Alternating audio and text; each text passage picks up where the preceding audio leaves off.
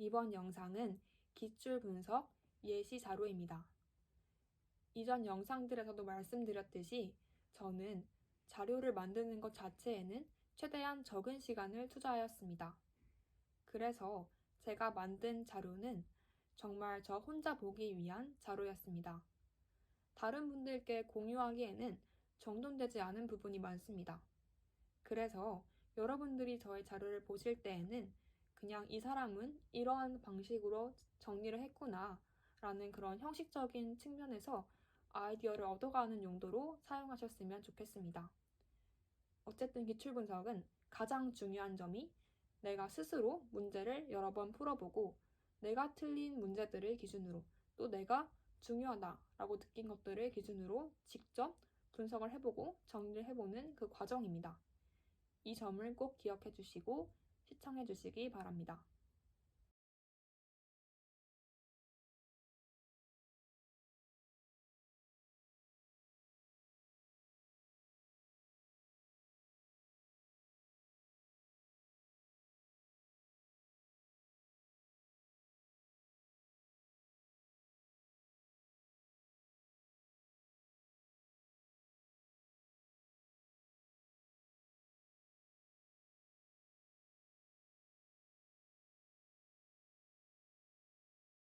여기서부터는 제가 정리한 수학 기출분석 자료입니다.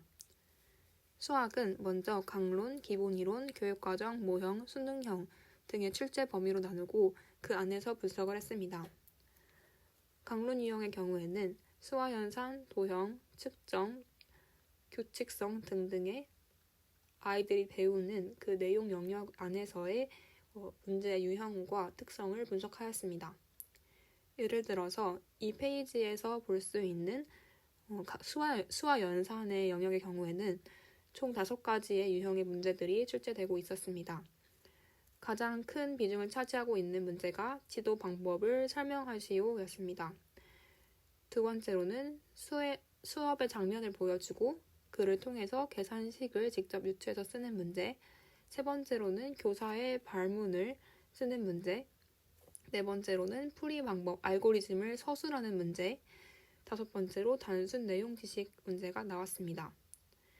이렇게 유형을 파악하는 게 굉장히 중요한 이유가 다른 과목들의 경우에는 말터디를 통해서 단순히 인강에서 알려준 그 개념을 묻고 답하고 단순 아웃풋을 하는 방식으로 진행이 되는 경우가 많은데요.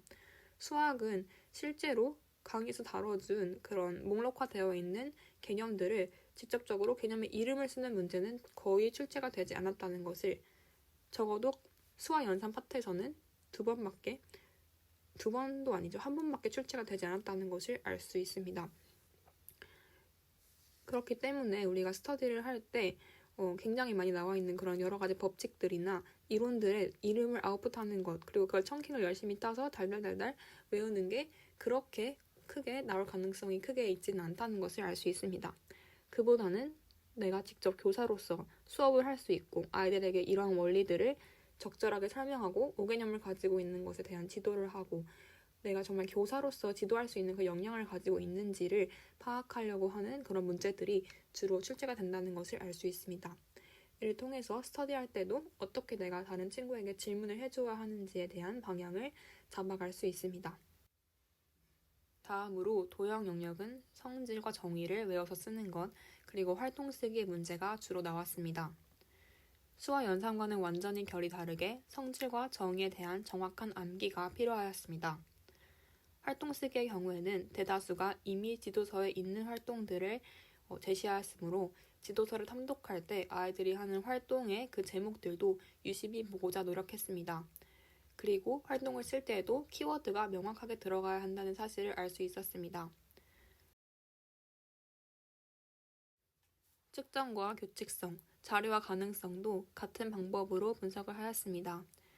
자료를 한 번씩 읽어보시면 될 것 같아요.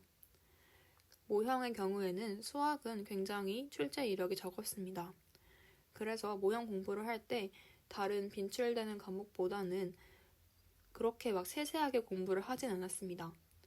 다른 과목에서는 정말 활동 안에 있는 세부 활동들을 달달달달 외울 정도로 공부했다면 수학 모형은 조금 가벼운 마음으로 중심을 잡는 데 더 초점을 두었습니다.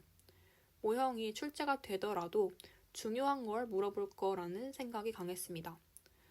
실제로 이번 시험에서 수학 모형이 출제가 되었는데요.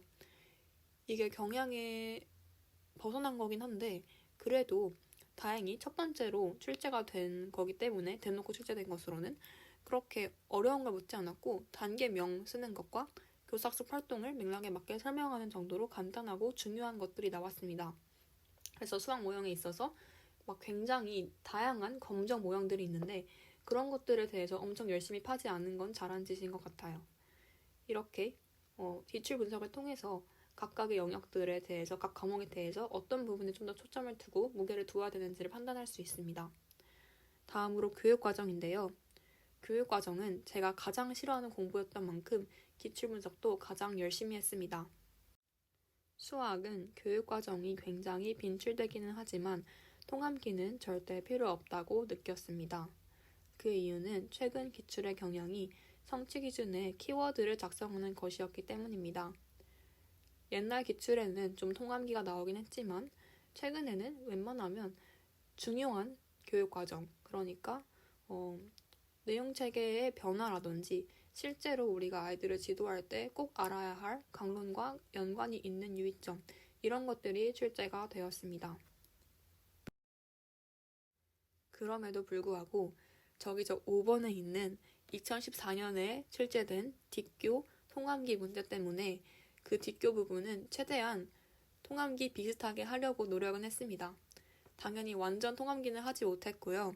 그 임곡행에 있는 노래를 반복적으로 들으면서 한 5분, 6분, 7분? 꽤 길었던 것 같아요. 양이 엄청 많기 때문에 노래를 반복적으로 들으면서 최대한 익숙하게 만들려고 노력을 했습니다.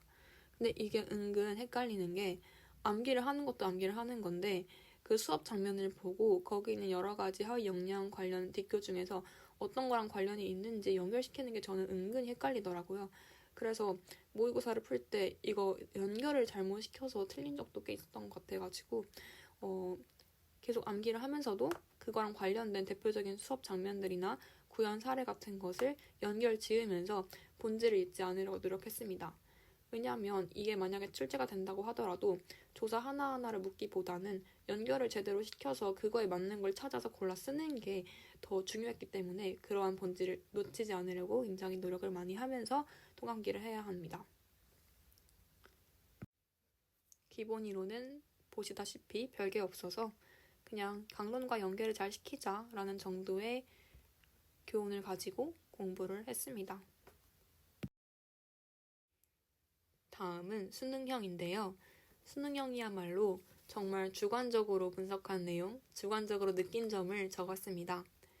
모두에게 적용할 만한 점이라고 하면 굉장히 좀 단순하지만 노가다를 해야 하는 문제들이 있는데 그걸 하더라도 시간을 최대한 단축하기 위해서 똑똑하게 생각을 하고 머리를 잘 써서 기준을 잘 세워서 분류를 잘하고 규칙을 빠르게 찾자라는 그러한 교훈을 얻을 수 있었습니다.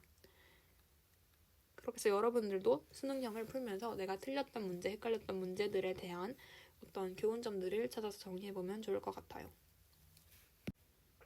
다음으로는 답안 작성 방법과 관련된 부분입니다. 이 중에서 제가 가장 중요하다고 생각했던 것이 1번인데요. 수학은 특히 문제에서 요구하는 바를 명확하게 찝어서 의도적으로 찾아내는 것이 굉장히 중요했습니다. 즉, 발문을 초점화하는 것이 중요했는데요. 문제를 읽고 의도적으로 첫 번째, 답안 작성 내용, 두 번째, 조건을 나눠서 파악하였습니다. 구하라는 그 네모가 굉장히 길수록 또 문제가 복잡할수록 정확히 이 교수님들이 뭘 구하라고 하는 건지 의도한 답이 무엇인지를 파악하는 게 어려워졌는데요. 그때마다 이 두 가지만 생각하자. 첫 번째, 뭘 쓰라는 거지? 두 번째, 어떤 조건을 지키라는 거지? 이런 것들을 파악하는 것이 굉장히 중요하다는 사실을 알 수 있었습니다. 이 부분을 그 시그니처 해설지에서도 엄청나게 반복적으로 강조를 하셨고 그 반복적으로 강조하실 때 문제를 볼 때마다 진짜 그렇네 라는 생각을 몇 번이나 했기 때문에 답안 작성할 때 수학은 특히 발문 초점화에 힘쓰자 라고 다짐을 여러 번 했습니다. 그 외에도 제가 개인적으로 느낀 점들을 적어 보았는데요. 두 번째로는 문제에서 찾아 쓰세요라는 말이 없어도 제시문 안에 있는 그 워딩들을 최대한 활용해서 찾아서 쓰자라는 것이었고요. 그래야 가장 정확한 키워드들을 넣을 수 있으니까요. 나머지 내용들도 여러분들이 한번 천천히 읽어보시면 이해할 수 있으실 것 같습니다. 이렇게 해서 오늘은 수학 과목의 기출분석 예시를 보여드렸습니다. 아마 보시면서 생각보다 별건 없는데? 라고 생각이 드셨을 것 같아요. 맞습니다. 정말 별게 없어요. 그래서 여러분들도 막 기출분석을 완벽하게 해야겠다라기보다는 그냥 어떻게든 빨리, 많이, 열심히 해야겠다라는 그 마음가짐을 가지고 저처럼 그냥 시작해 보시기 바랍니다. 이상으로 오늘 영상을 마치겠습니다.